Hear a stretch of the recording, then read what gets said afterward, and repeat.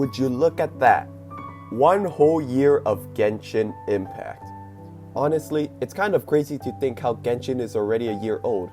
Maybe it's my perception of time changing because of COVID, but I feel like the time spent was pretty short.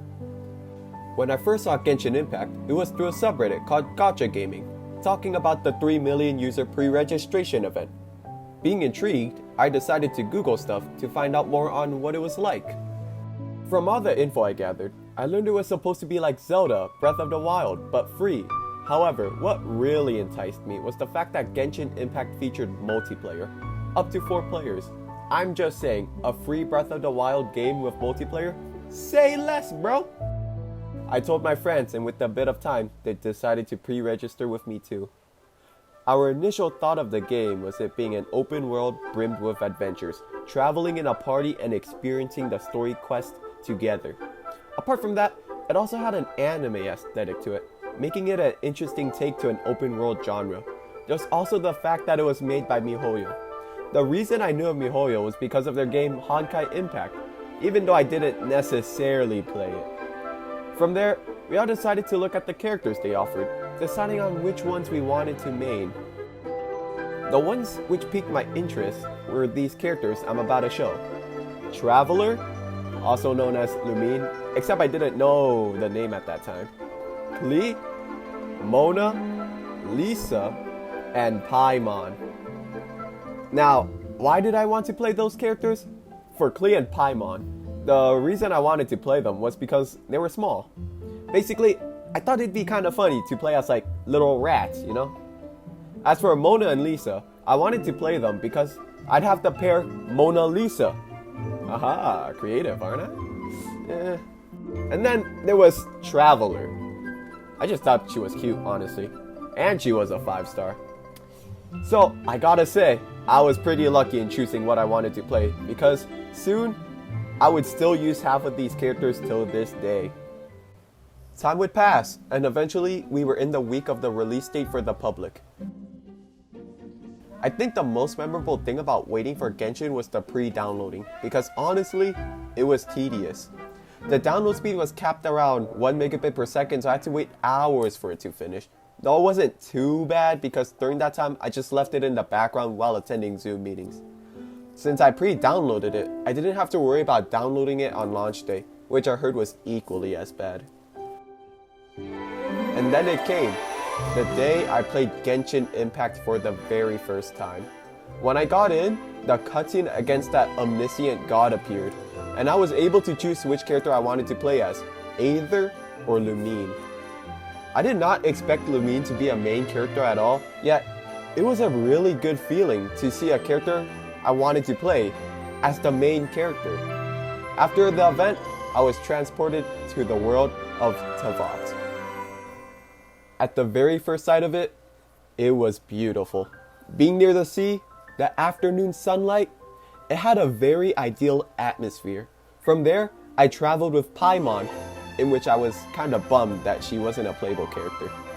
Grabbing anything that was within my sight because I assumed they were important later on, including lizards, fruits, and those squirrel-looking things. I don't know what they are. I would soon go to Mondstadt, and the rest is history. Even though I said it just a bit ago, I'll say it again. This game can be absolutely gorgeous at times. Traveling around the game, almost every area is a perfect moment for a screenshot. It's actually crazy. Dude, even the domains are gorgeous, and you can't even take pictures in them. In which, I'm kind of upset that we can't even do that. Because of the scenery, I have tons of screenshots from the game, in which I'll show some off as I continue with this review. Each region of Teyvat is beautiful for different reasons. For example, Mondstadt can be stunning during the Windblume festival, with flowers and dandelions being plastered everywhere.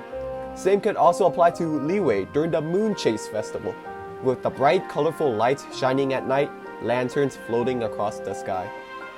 Even dismissing the events, these places can be really attractive. Mondstadt has the Dragonspire Mountain, which has a soft scenery during the evening. Then there's Liyue, with the city being the main attraction of it, looking good both morning and night. Last but not least, Inazuma, where it could look mystical in that enchanted forest, or absolutely stunning at the shrine with the sakura trees blooming everywhere. Speaking of the regions, what really makes them memorable is the community there. Like, I have to be honest here, while Liyue and Inazuma are the most stunning places in Teyvat at the moment, I always go back to Mondstadt. It's the only place where I could call home in Genshin Impact. The first city I was welcomed to upon playing the game was Mondstadt, and majority of the time spent was also in Mondstadt. The Knights of Favonius and the other inhabitants of Mondstadt had made me feel like I was part of the family there, and I love them all for that. Tying with the Knights of Favonius would be the playable characters. The characters in this game are all special, and they have unique designs for each one of them, in addition to the superb voice acting. Like, you just need to mention their name, and you can already come up with a conscious thought about them. Examples being Klee, a rat with a terrorist ideology; Tartaglia, a weird and cool guy that's also apparently evil; Zhongli, a god with a rock-hard pillar; Chi-Chi, the zombie no one likes pulling; and Mona. Yeesh! But also the one people don't like pulling. Note how I said that they were playable, but since you already know how Genshin probably works, it also means that you need to roll for them. People may have mixed feelings about this, and I'm on the debatable part of this. I'm more on the iffy side on the fact that they don't give enough primo gems. However, that doesn't really affect me too much, though I have spent microtransactions on this game. I usually have a large gap between the characters, saving for the ones I really want, in which I did get. The first one I of course saved for was none other than Klee. As stated before, even before the game released, I wanted Klee in my party, so when October pulled up, I was ready for her. I wanted her mostly because she was a small rat, but her optimistic attitude and explosive behaviors made me like her even more as I played her. Next up was Ganyu, in which I even made a video about her. What I had said about why you should roll for her in the video was basically the same reasons I pulled for her, so there's not much to say here. And then there's the recent character, the Raiden Shogun. Why did I roll for her? Well, it's actually way too simple. It's literally because she pulled a sword out of her boobs. Also, she's pretty hot, man. Like, damn! Look at those thighs! Look at her waist up! And I'm just saying, she also has that dominant look on her. In addition, her E just looks cool in the back. She also has a bird or something in her idol animation, so that's neat, I guess. While there's a decent amount of stuff that I could still talk about, what I'm about to say has to be one of the best things that this game has to offer. What this game has to give that astonishes me is the soundtrack that it's powered with. I'm being 100% serious here. I mean, just take a listen.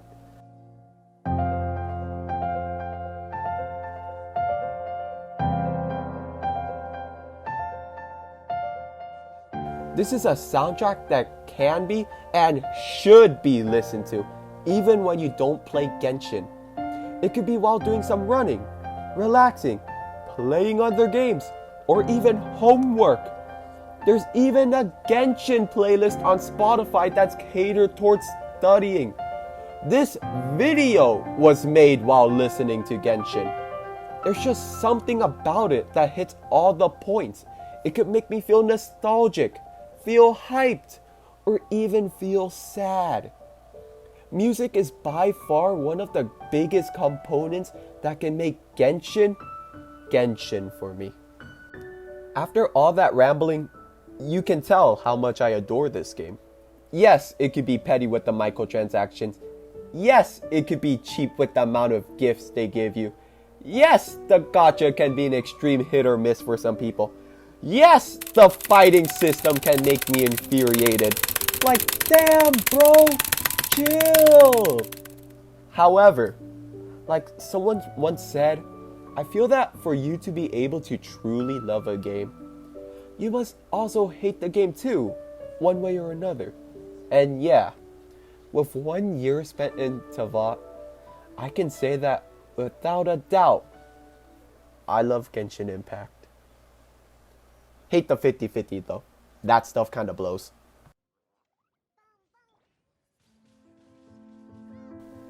Alright, so since this video is probably going to be uploaded pretty late, like it's probably past the, well, it's definitely past the, like the day I wanted to upload.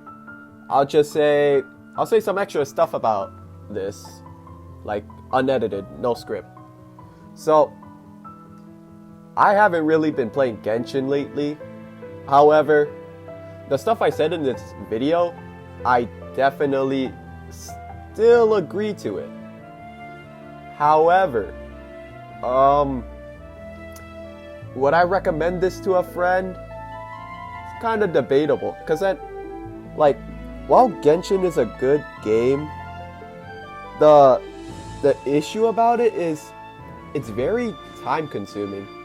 Most people make it a job for them, and I don't think that's how a game should work. Like, a game should be something where you should, you know, just enjoy, have fun with. Genshin, some people make it not fun. But there's also the fact that it's predatory. Like, the amount of microtransactions you need, like if you really want something, it's kind of absurd. Like, there's this friend recently that just spent $30 on a spear, but they didn't even get the spear, they got a bow instead. So that's something. So yeah, that's all I wanted to say. So Genshin, it's a pretty good game, but just be careful about it, okay? Yeah, that's it.